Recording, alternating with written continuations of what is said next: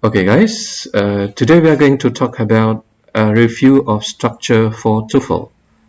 Why should we discuss this? Because one of the most difficult challenge I can say for the participants of the test is structure. Salah satu bagian yang paling menantang dari mengikuti soal TOEFL itu adalah bagaimana mengerjakan soal structure. Akan kita bahas satu persatu poin-poinnya.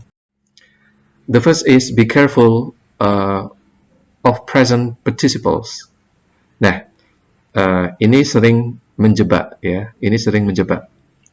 Jadi kalau misalnya kita mempunyai kalimat the man is talking to his friend, bisa dilihat di sini yang tengah-tengah ini the man is talking to his friend.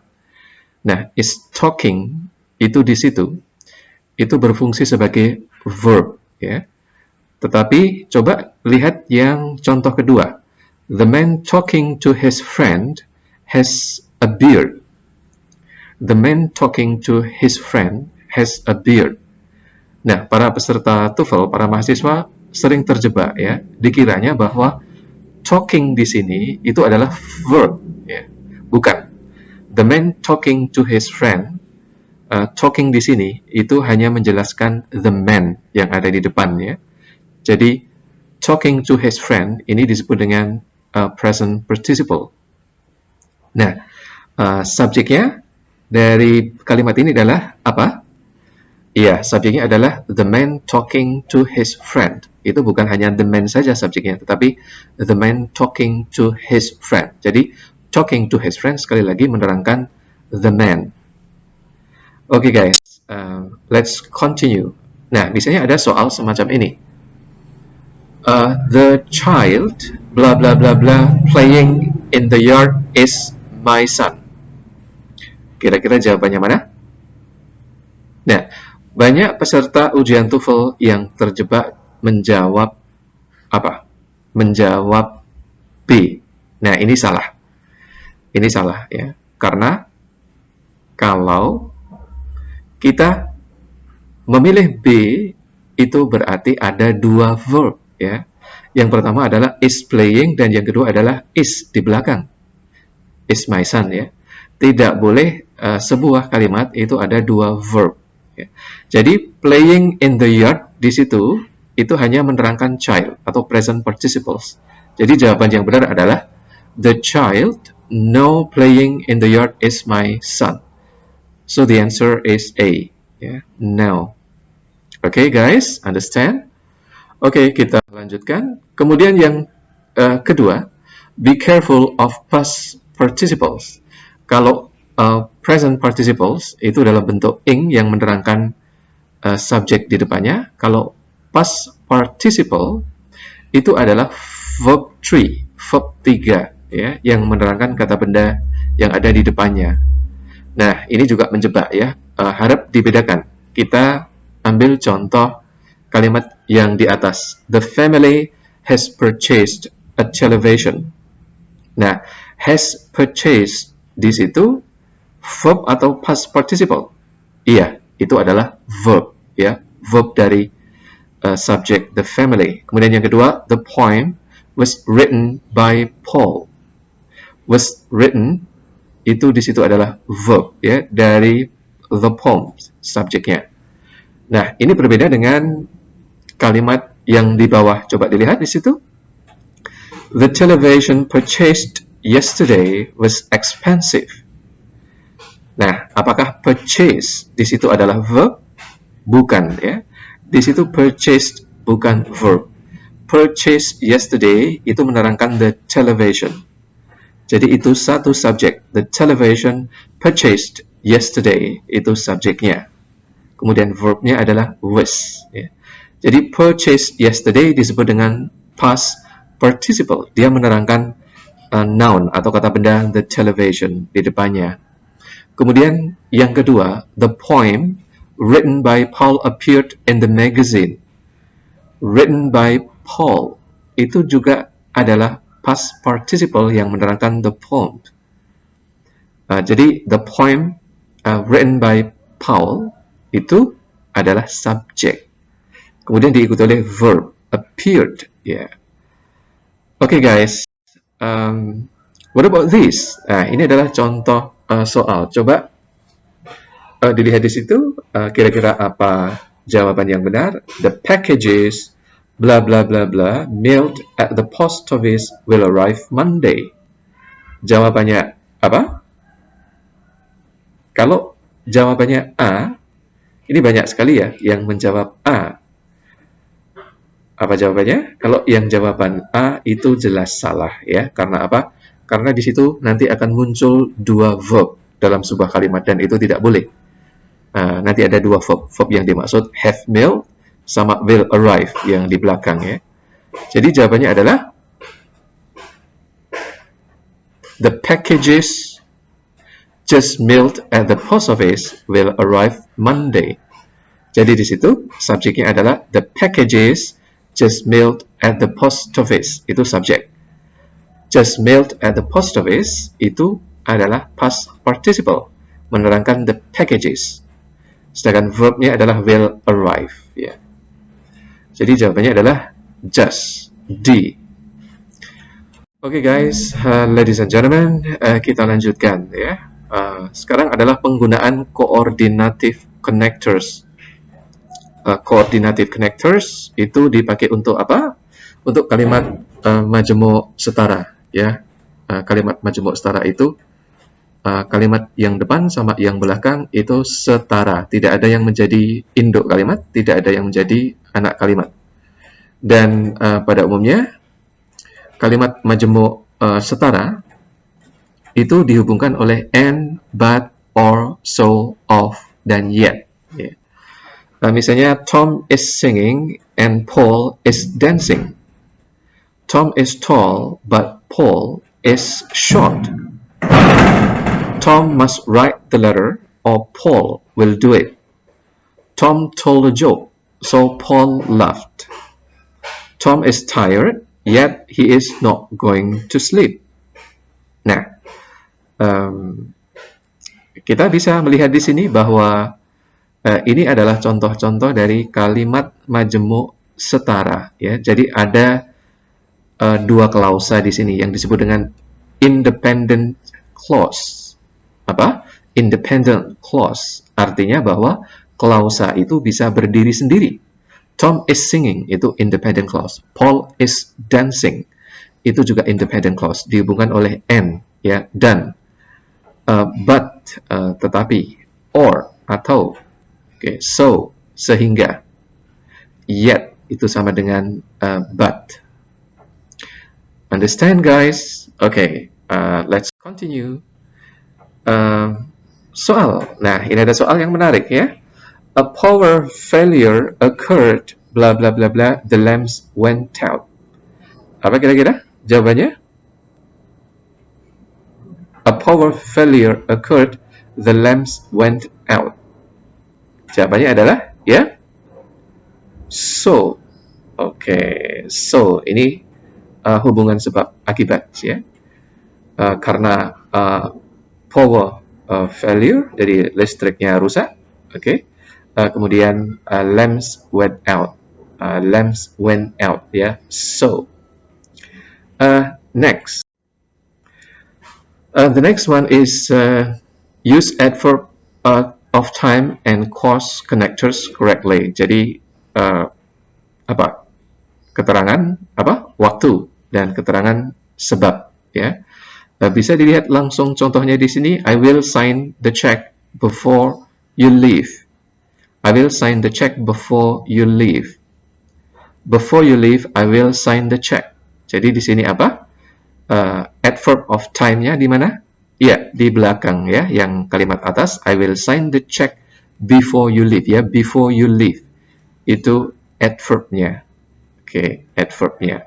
Ini kalau dalam grammar disebut dengan adverbial clause ya, klausa kata keterangan ya. Keterangan apa ini namanya? Keterangan waktu. Kemudian before you leave itu juga bisa ditempatkan di depan ya. Before you leave, I will sign the check. Contoh soal. Blah blah blah was late. I missed the appointment. Diulangi. Blah blah blah was late. I missed the appointment. Apa jawabannya? Iya, tepat. Because I was late, I missed the appointment. Karena saya terlambat, maka saya missed the appointment.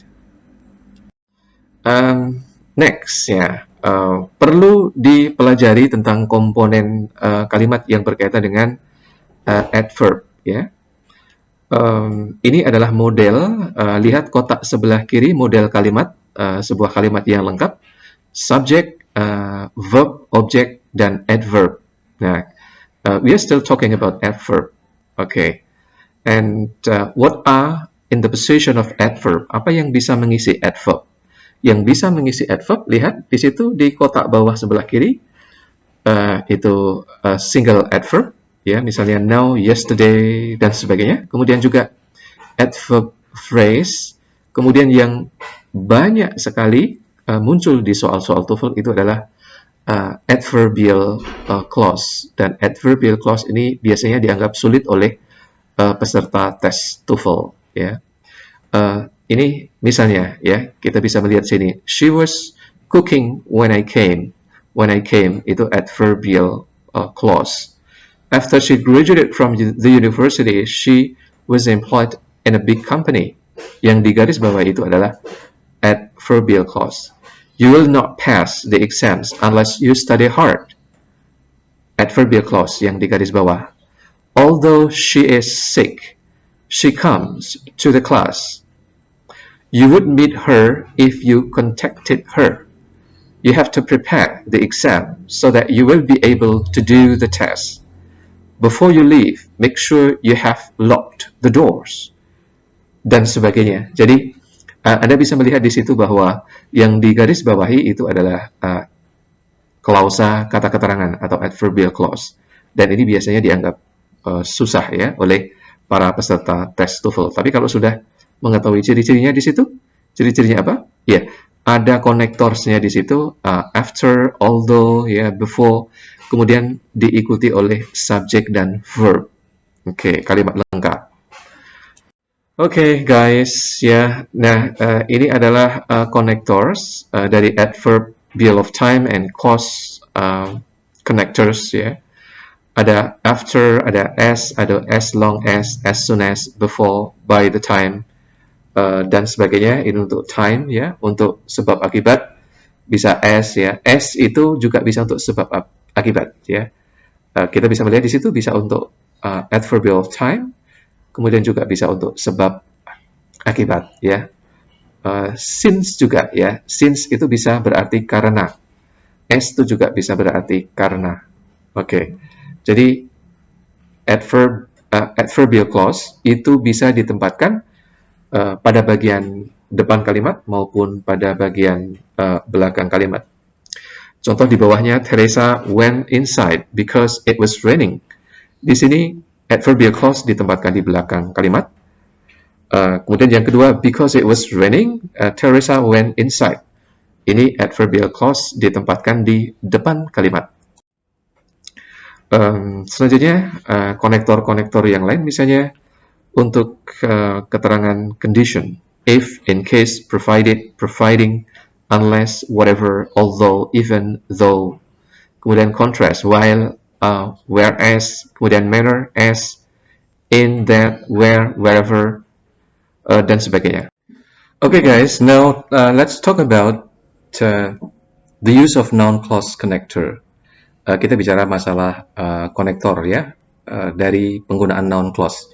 Klausa sebagai pengganti kata benda. Jadi kita bahas secara umum dulu noun clause, ya. Oke, jadi noun clause atau klausa pengganti kata benda itu bisa berkedudukan sebagai subjek maupun objek, ya. Ini pada umumnya, ya. Coba kita lihat di sini. I do not know what is in the box, ya. Jadi what is in the box ini apa? Ini adalah noun clause-nya. Kemudian yang kedua, we are concerned about who will do the work.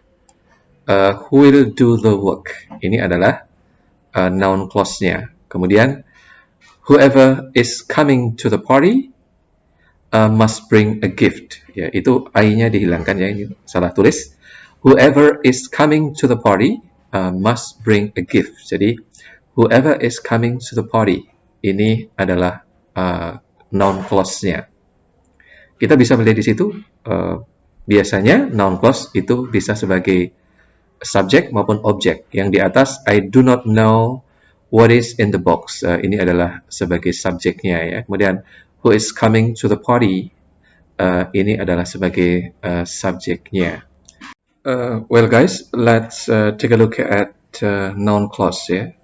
As I told you before that noun clause can be in the position of subject and object. Noun clause biasanya posisinya di subjek bisa, di objek bisa, ini pada umumnya ya. Contoh ya, nomor 1 ya, kalimat yang kanan ya, lihat yang kanan. What I want is going home. Subjeknya di situ adalah what I want. Ini dalam bentuk noun clause ya, klausa kata benda.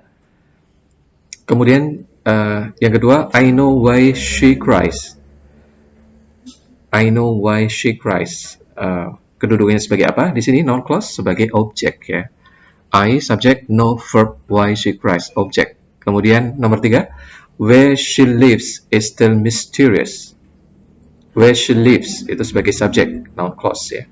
Kemudian nomor 4, how she can speak English fluently is amazing. Jadi sebagai subjek, noun clause-nya adalah how she can speak English fluently. Kemudian nomor 5, we know that the problem will be solved. Sebagai apa?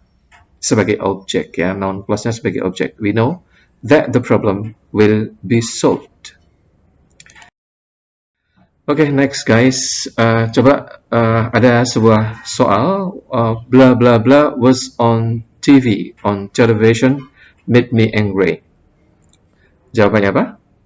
Iya. What was on television made me angry. Ya, jadi dia sebagai subjek noun clause-nya. Okay, guys. Now let's talk about the use of adjective clause. The use of adjective clause. Adjective clause itu adalah klausa yang menjelaskan benda. Klausa yang menjelaskan benda. Misalnya lihat contoh di bawah ya. Contoh di bawah saya warnai ya. The glass that is on the table. That is on the table. Kita lihat di situ. That is on the table di situ adalah menjelaskan kata benda the glass ya. Dan ini kalau kita lihat the glass that is on the table ini semuanya berfungsi sebagai subjek ya. Jadi ada the glass di sini kemudian diterangkan oleh adjective clause that is on the table. Nah, sekarang kita lihat contoh soalnya. Blah blah blah is on the table has 4 section. Coba yang sudah ada di sini apa? Yang sudah ada. Iya, yang sudah ada di sini verb. Verbnya udah ada belum? Iya, ini kita lihat. Jadi verb has 4 section. Nah, di depan verb mestinya di sini adalah subjek. Ini adalah subjek. Oke, subjeknya panjang ya. Oke, jadi apa jawabannya? Iya, the notebook which is on the table. The notebook which is. Jadi the notebook itu kata bendanya, kemudian diterangkan oleh which is on the table. Itu adjective clause. Oke. Oke guys, kita lihat sekarang ya bagaimana konektor kata hubung yang digunakan di dalam adjective clause. You can take a look at this ya.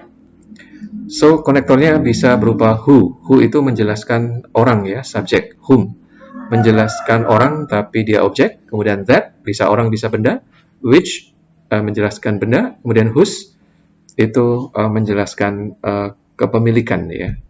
Lihat contoh-contoh di kanan ya. The lady who loves him lives near my house. Subjeknya mana?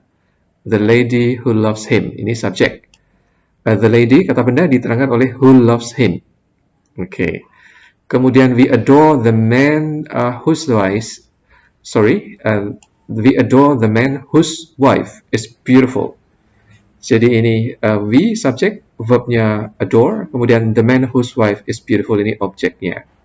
Jadi the man diterangkan oleh adjective clause whose wife is beautiful. Kemudian nomor 3, the car that she bought, ini subjeknya. The car that she bought, the car, kata bendanya diterangkan oleh that she bought, adjective clause. Dan kalimat-kalimat selanjutnya bisa dipelajari sendiri dan dibaca sendiri. Well guys, that's all that I can explain for today's meeting. Ini saja yang bisa saya sampaikan pada kesempatan kali ini. Sampai jumpa di lain kesempatan ya. Thank you. Wassalamualaikum warahmatullahi wabarakatuh.